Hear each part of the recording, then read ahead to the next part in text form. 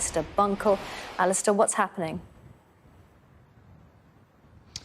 Well, there are three sources of state electricity, or there have been, I should say, three sources of state electricity in Lebanon. You've got two floating power barges that are sponsored by the Turkish government, but the contract for them ran out last week, so they haven't been able to supply any electricity. And then you've got a power station in the north of the country and a power station in the south of the country.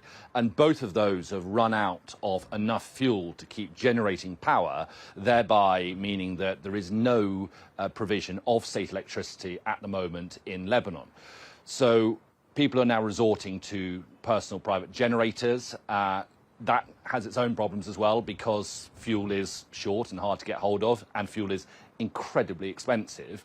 And so whereas people were receiving 2 or 3 hours of state electricity a day up until now, and then supplementing that with their own personal generators, now there is no state electricity, and the people who will be affected the worst, as is always the case, will be the very poorest, those who cannot get any fuel or afford a generator. I mean, you know, there are small mercies. It is not the height of the summer, so things like the necessity for air conditioning is not quite as much. But the longer this goes on for, the more profound the effects will be. It's not the first time it's happened. It happened a couple of months ago. The government sorted it out pretty swiftly. They are saying that they'll need about 48 hours to sort this problem out.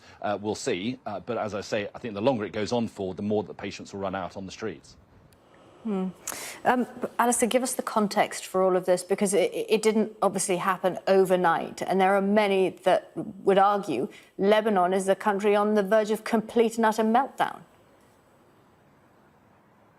Well, I would say that Lebanon is a collapsed state in almost every sense, except for whatever reason, it hasn't yet quite collapsed into any sort of civil war, despite the problems they've been going through for the last year and a bit. It didn't start with the Beirut port explosion. The corruption within the government was endemic before that. But the Beirut port explosion ripped the heart out of the capital and really sort of precipitated this spiral downwards.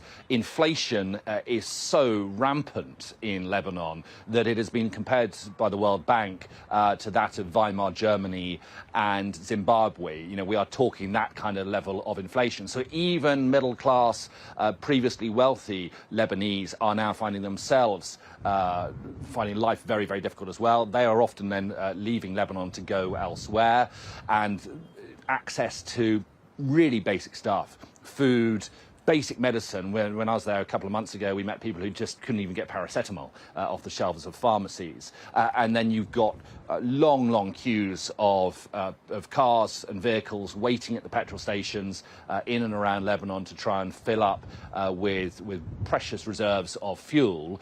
And you've got this situation where the country is utterly deteriorating. At the moment, as I say, the security situation has remained reasonably stable, but you think that it won't take much to push it over the brink.